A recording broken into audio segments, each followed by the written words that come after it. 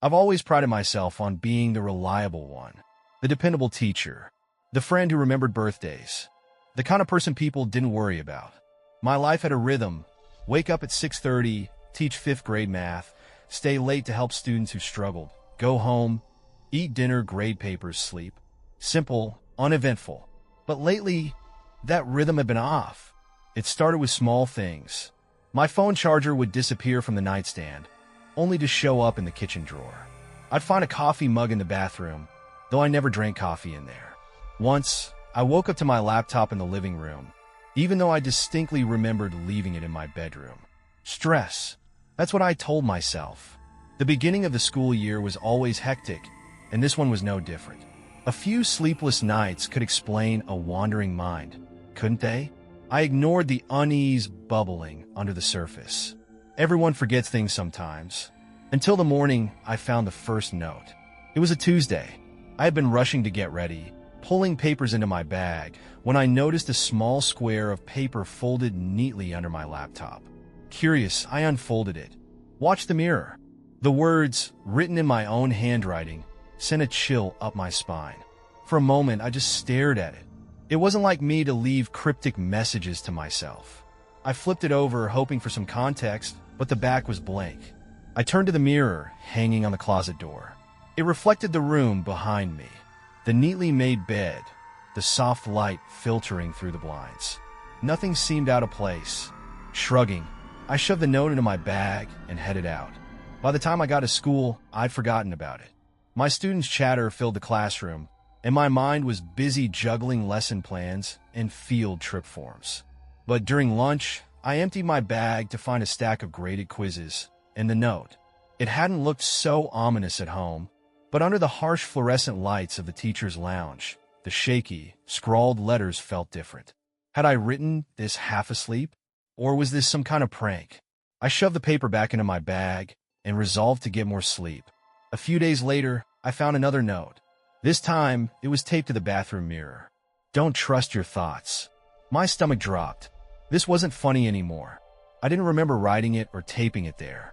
Had someone been in my house? I checked the locks twice that night, even slid a chair under the doorknob, like I'd seen in movies. It wasn't just the notes. I started losing time. I'd sit down to grade papers, blink, and an hour would vanish. Or I'd be driving home and suddenly realize I couldn't remember the last 5 minutes of the trip. Then came the flashes. The first one happened while I was making dinner. I was chopping vegetables, half watching a rerun of some sitcom on the kitchen TV, when the knife slipped. It nicked my finger sharp and sudden. The pain was mild, but the sight of blood sent me spiraling. The memory hit me like a wave, me screaming at a man in a crowded grocery store. My voice, raw with panic, accusing him of following me. The man's face twisted with confusion, his hands raised in defense. People stared. Someone whispered. And just as quickly as it had come, the memory was gone. I leaned against the counter, clutching the edge for balance. Had that happened? I didn't remember ever doing that. But it felt so real. The fluorescent lights of the store, the buzz of the crowd, the man's bewildered expression. The knife clattered to the counter. I wrapped my finger in a paper towel and tried to shake off the feeling. That night, I woke up to the sound of footsteps. They were faint, almost imperceptible, but distinct against the creaks of my old house. I froze, heart pounding, straining to hear. It could have been the house settling, I told myself. Or maybe a neighbor's dog. But as I lay there, I swore the sound came closer. "Hello?" I called, my voice barely above a whisper. No answer. I crept out of bed, grabbing the heavy flashlight from my nightstand. My breath was shallow as I moved through the house, flipping on lights. The kitchen was empty. So was the living room. The front door was still locked. I was about to head back to bed when I noticed something strange on the coffee table. A piece of paper folded into a neat square. My heart sank. I picked it up with trembling fingers and unfolded it. "You're not alone." The words felt like a punch to the chest. By the next morning, I was exhausted. The footsteps, the notes, the memory flashes, they were eating away at me. At school, I struggled to focus. One of my students asked if I was okay. I waved him off with a smile that felt as fragile as glass. As I drove home that evening, the shadows seemed darker than usual. Every passing car made me jump. I found myself gripping the wheel so tightly my knuckles turned white. When I finally got home, I locked the door behind me and collapsed onto the couch. I closed my eyes, hoping for just a moment of peace. And then I heard it again, the footsteps. This time, they were louder, closer. I grabbed the flashlight and turned toward the hallway. Who's there? No answer. But as I stepped into the hall, I saw it. A figure reflected in the mirror at the end of the corridor. It was me, but I wasn't moving. My reflection just stood there, staring back at me, lips curled into the faintest of smiles. And that was when I realized my reflection wasn't copying me anymore. It started with the mornings. I'd wake up in my bed, groggy and disoriented, but there was something off, a nagging sense that I hadn't been there all night. My pillow would be on the floor, or the blanket shoved to one side like I'd wrestled with it in my sleep. At first, I thought it was just the stress seeping into my subconscious, but the unease grew stronger each time. Then came the park bench. I opened my eyes to the soft light of dawn filtering through tree branches. The chill of the morning air bit at my skin, and I sat up, blinking against the brightness. My muscles ached like I'd been running for miles, and my throat was dry raw. It wasn't my bed. It wasn't my house. I was on a bench in Greenway Park, miles from home. For a moment, I just sat there, frozen by the realization. My mind scrambled for an explanation. Maybe I'd gone for a late-night walk, but I wasn't in the habit of doing that. I wasn't wearing a jacket, just my thin pajamas, and my shoes, muddy, scuffed, weren't even tied properly. And then I noticed the scarf. It was bunched in my lap, bright red against the muted tones of my clothes. My hands trembled as I picked it up, the silky fabric slipping through my fingers. There was something wrong with it, dark patches that stuck together, staining my skin as I touched it. Blood. I dropped it instantly, my breath catching in my throat. Back home, I stared at the scarf laid out on the kitchen counter. The stains looked even darker under the harsh kitchen light, and I had no idea where it had come from. My mind raced with possibilities, none of them good. Had I hurt someone? The thought made me sick. I leaned over the sink, splashing cold water on my face, but the image of the bloodied scarf wouldn't leave my mind. It was during one of these moments of panic that the second memory hit. I was sitting on the couch, the scarf shoved into a plastic bag at my feet. My head throbbed with unanswered questions, and the quiet of the house felt suffocating. I closed my eyes, trying to center myself, when the memory surged forward, unbidden and vivid. I was in a dimly lit room. The air smelled damp and metallic. My hands gripped the handle of a hammer, my knuckles white with tension. There was a heavy weight in the air, the kind that made my skin crawl. And then I swung. The hammer connected with something soft, and a spray of blood arced through the air. A strangled gasp echoed in my ears. I jolted upright, my heart hammering in my chest. No, that couldn't have been real. I clutched at my temples, willing the memory away. It felt too real, the resistance in my hands, the sickening sound of impact. But I didn't remember being in that room. I didn't even know where it was. I needed answers. I needed someone to tell me I wasn't losing my mind. Sarah was my closest friend, someone I'd known since college. She had an easy confidence about her, the kind of person who could make even the most dire situations seem manageable. If anyone could help me make sense of this, it was her. Over coffee at her apartment, I laid it all out. The blackouts, the park bench, the bloodied scarf. I even mentioned the flashes of memory, though I left out the hammer and the blood. Her reaction was calm, measured, as I'd hoped. "Alex, it sounds like you're completely burned out," she said, sipping her coffee. "You've been stressed with work, and it's probably messing with your sleep. Sleepwalking is a real thing, you know." "Sleepwalking?" I echoed, clinging to the word like a lifeline. "It makes sense," she continued. "You're sleep-deprived, and that can lead to memory issues, too. You probably picked up the scarf somewhere by accident and don't even remember." Her words were a balm to my frayed nerves. Maybe that was it. Maybe I'd been walking in my sleep, my exhausted brain conjuring half-formed nightmares and disjointed memories. "Get some rest," Sarah said, patting my hand. "You'll feel better in no time." I nodded, grateful for her reassurance. But even as I smiled, part of me wasn't convinced. That night, I decided to clean my bedroom. I thought it might help me feel more in control. I started with the closet, pulling out clothes I hadn't worn in years, a few old shoeboxes, and then a wooden box. It was shoved to the back, covered in dust. I didn't recognize it, but it was clearly mine. My name was scratched into the lid in jagged letters. With trembling hands, I opened it. Inside were photographs, dozens of them. Each one featured a stranger. Men, women, some young, some old. All of them looked caught off guard, their expressions ranging from annoyance to fear. My stomach twisted as I flipped through them. On the back of each photo, a date was scrawled in black ink. None of the dates meant anything to me, but they were recent, within the past few months. At the bottom of the box, I found a small notebook. The pages were filled with my handwriting, but the words were erratic, disjointed. Follow them. They know what you did.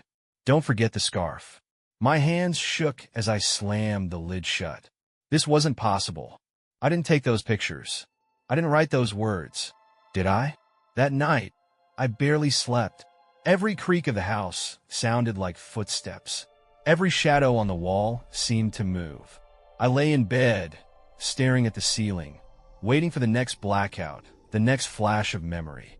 I didn't know what was happening to me, but one thing was clear. The answers weren't going to be pleasant, and the thought terrified me. The blackouts became my new normal, though I fought to hold on to any semblance of control. At first, I tried tracking my time, writing down when I left the house, when I went to bed, and when I woke up. But it didn't help. Gaps appeared in my schedule, hours unaccounted for. And the mornings were worse. One day, I woke up with muddy shoes still on my feet. They were caked with dirt, the soles slick with dampness as if I'd been wading through a marsh. My arms were scratched, red lines trailing across my skin like the marks of claws. I sat on the edge of the bed, shaking, staring at the damage. I didn't remember going outside. The next day it was worse. I woke to find my hands scraped raw, the skin around my fingernails torn. Dirt had collected beneath my nails, and there was the faintest trace of dried blood around my cuticles. I scrubbed them until they burned, but I couldn't shake the nausea creeping up my throat. I wasn't just losing time anymore. I was losing myself. Then I saw the news story. I'd gone to the corner store for some semblance of normalcy. A loaf of bread, a carton of milk, a magazine to distract myself. As I stood in line, my eyes flicked to the TV mounted above the counter. The local news was running a segment on recent violent assaults. The assailant has struck 3 times in the past week, each attack escalating in brutality, the anchor said, her tone grim. Victims report being ambushed late at night and described the attacker as mid-30s, average height, wearing dark clothes. Police have yet to identify a suspect, but caution residents to stay vigilant. My stomach flipped. The description wasn't exact, but it was close enough. Mid-30s, average height, dark clothes. It could be anyone, I told myself. It didn't mean anything. But as I walked home, clutching the plastic bag of groceries, the anchor's voice echoed in my head. I couldn't shake the feeling that the description was about me. The memory came that night, sharp and unrelenting. I was sitting in the living room, the TV droning softly in the background. My hands felt heavy, my skin itching with unease. When the memory hit, it came all at once, as if someone had thrown open the floodgates. I was crouching in an alley. The walls were damp, the ground slick with rain. A figure lay sprawled before me, their face obscured by shadow. My hands were trembling, clutching something heavy and metallic. A tire iron. I could hear the sound of my own breathing, shallow, panicked. My heartbeat thundered in my ears. I dropped the tire iron with a clatter, and the figure groaned. Then the memory ended. I bolted upright, gasping for air. My heart was racing, and my skin was clammy with sweat. No, that couldn't have been real. But the details were too vivid. The weight of the tire iron, the chill of the rain, the groan. I wrapped my arms around myself, rocking back and forth on the couch. Was it possible? Could I have hurt someone? By the time Sarah came over the next day, I was barely holding it together. I hadn't slept. My house was a mess, and I hadn't bothered to change out of the clothes I'd been wearing for 2 days. She took one look at me and frowned. Alex, this has gone too far. What do you mean? I asked, my voice hoarse. You need help, she said, sitting beside me. I've been worried about you for weeks, but now I'm really scared. You're not yourself. Tears welled in my eyes. I don't know who I am anymore. She reached for my hand. You're my friend, and you're going through something bigger than you can handle on your own. You need to see someone, a professional. I wanted to argue, but I didn't have the energy. She was right. I couldn't do this alone. 2 days later, I found myself in the cramped office of Dr. Pierce, a local therapist Sarah had recommended.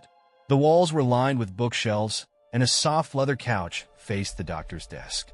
Dr. Pierce was a middle-aged woman with warm eyes and a gentle smile. She listened intently as I explained what had been happening, the blackouts, the memory flashes, the scarf.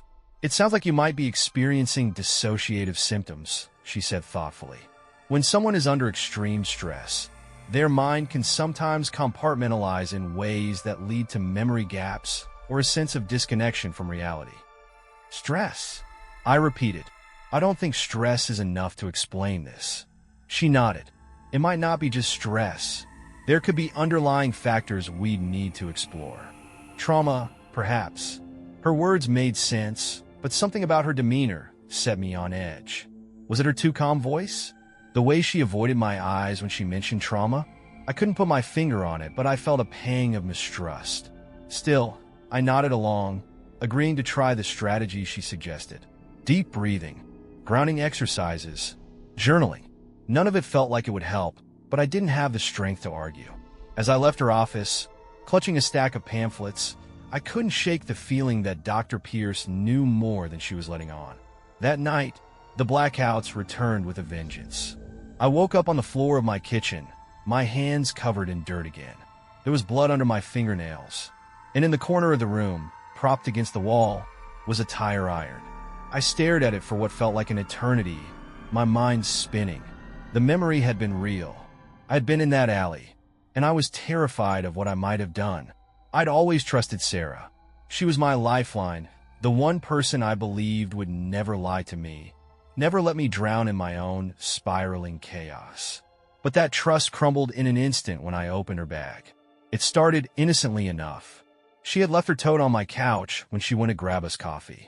I wouldn't have even looked twice if I hadn't seen the edge of something familiar sticking out, a small leather journal, worn at the corners.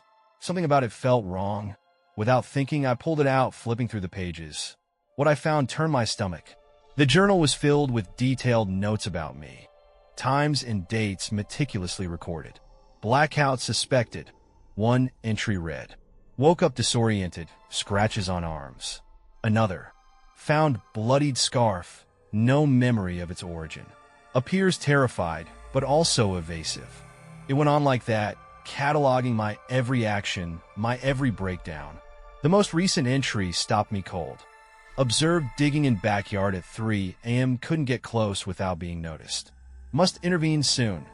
Alex is getting worse. I dropped the journal like it had burned me. When Sarah returned, I couldn't hide the anger rising in my chest. What is this? I demanded, holding the journal up. Her face fell. She didn't try to deny it. I was going to tell you, she said, her voice low, almost pleading. I've been keeping track because I'm worried about you. Alex, you've been blacking out, losing time. Don't you see how serious this is? You've been spying on me. I've been helping you, she snapped. You've been acting more and more erratic. I didn't know how else to handle it. The betrayal cut deep, but what scared me more was the way she spoke, like she knew something I didn't. What do you mean, more erratic? Sarah hesitated, then said, You've been doing things, Alex. Strange things. You don't remember, but I've seen you. Her words rattled in my mind long after she left, the journal tucked back into her bag. Was she telling the truth? Had I really been out there at night, digging holes in my backyard? I didn't have to wait long for an answer. That night, I woke up outside. The cold air was a slap to the face, jolting me from whatever dark fog I'd been in. My hands were caked with dirt, my nails broken and raw. I was kneeling in a shallow hole, a shovel discarded beside me, and my feet was a box. It was old, the wood warped and splintered, The hinges rusted. My hands shook as I pulled it free from the earth and opened it. Inside was a knife. Its blade gleamed faintly in the moonlight, slick with something dark and dried. Beside it were other objects, a torn piece of fabric, a bloodied wallet, and a photograph. I picked up the photo with trembling fingers. It showed a man I didn't recognize, mid-30s, smiling faintly at the camera. A wave of nausea hit me. The knife looked too familiar.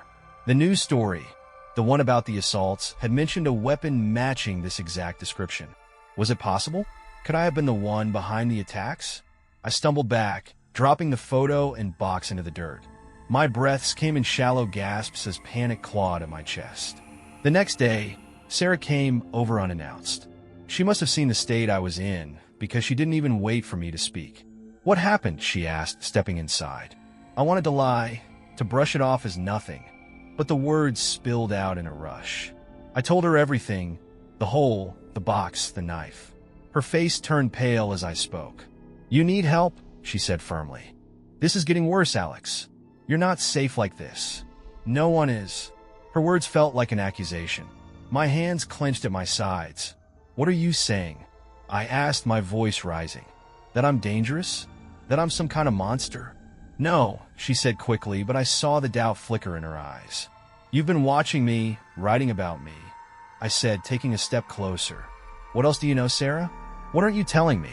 Her gaze darted to the door, and a new thought crept into my mind. What if she wasn't who she seemed? What if she was part of this, whatever this was?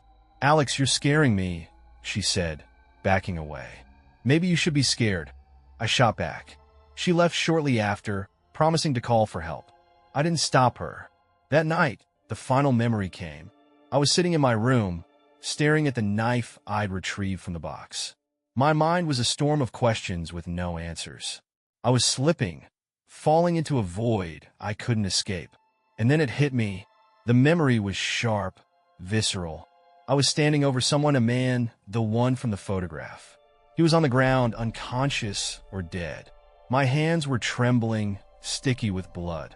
I could hear my own voice, distant and strange. "You did this," I whispered, the words echoing in the dark alley. "You had to."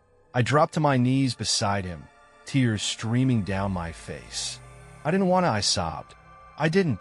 The memory faded as quickly as it had come, leaving me gasping for air.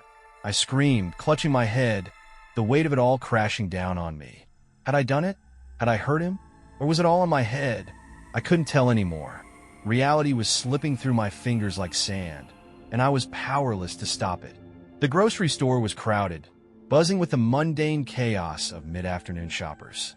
But all I could focus on were the eyes. So many eyes, glancing at me from between shelves, from the checkout counters, even from the mirrored security domes on the ceiling. They were watching me. I was sure of it. "You're following me?" I muttered to no one in particular. My hands clenched the handle of my shopping cart, so tightly my knuckles ached. A man in a navy jacket walked past, brushing too close. He smirked. I was certain of it. "Why are you following me?" I asked, my voice rising. The man turned, startled. "What? Don't play dumb," I shouted. "I know what you're doing." The store grew silent. Shoppers paused, their carts still. A woman whispered something to an employee, who nodded and pulled out a phone. The man in the jacket backed away, his hands raised. "Someone's going to help you," he said cautiously, but his tone only made me angrier. "Help me? I don't need help," I yelled. "You're all in on it, aren't you? You've been watching me, tracking me." I didn't even notice the security guard approach until he grabbed my arm. The ambulance ride was a blur of flashing lights and muffled voices.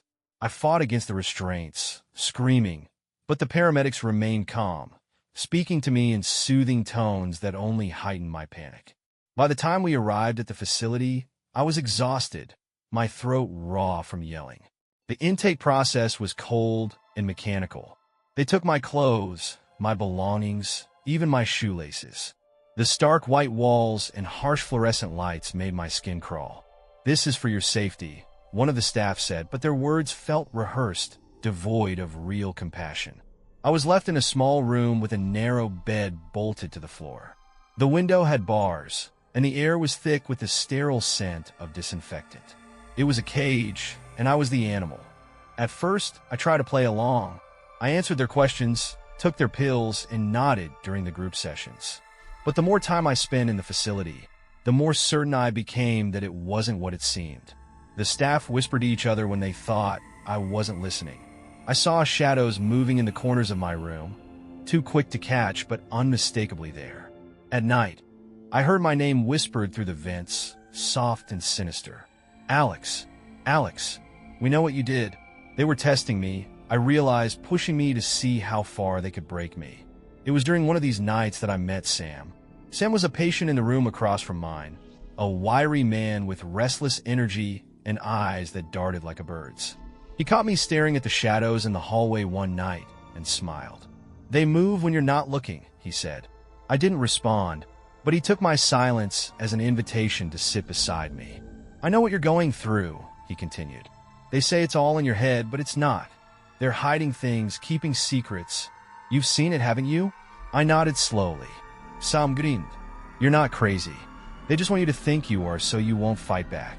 Over the next few days, Sam became my anchor. He told me about the cameras hidden in the smoke detectors, the listening devices in the walls. He warned me not to trust the nurses, especially during medication rounds. "They're poisoning us," he whispered one day. At first, I believed him. His words made sense in a way that nothing else did. But as the days wore on, his hints became more cryptic, more unsettling. "They know you," he said one evening, his tone conspiratorial. "They've been watching you for years. Everything you've done, they know." "What do you mean?" I asked, but he only smiled and walked away. Eventually, the medication started to take hold. My mind felt clearer, my thoughts less frantic. For the first time in weeks, I could sleep without nightmares. The whispers in the vents faded, and the shadows stayed still. Maybe I really was sick. Maybe the pills were working. But then the final memory came, shattering whatever fragile stability I'd built. I was back in the alley, crouched over a body. My hands were slick with blood, trembling as I gripped the knife from the box. But this time, there was more. I saw myself standing in the mirror at home, holding the scarf and the knife, muttering under my breath as I hid them in the backyard. I saw myself writing the notes. "Watch the mirror. Don't trust your thoughts," my hand shaking with adrenaline. I saw myself laughing, a wild, unhinged sound, as I staged my own paranoia. I wasn't a victim. I was the architect of my torment. The realization broke me. The next day, I attacked a nurse during medication rounds. I don't remember what I said, but I remember the look on her face. Fear mixed with pity. They moved me to solitary confinement after that. The room is small and dark, the walls padded. I've lost track of time. Sometimes I hear footsteps outside the door, and I wonder if they're coming to let me out. But they never do. I spend my days whispering to myself, planning my escape. I've figured it all out now. How to get past the guards, where to go once I'm free. All I need is the right moment, and then I'll be free, right? Thanks for watching. If you like the story, click like, subscribe to the channel, and write an idea for the next story in the comments.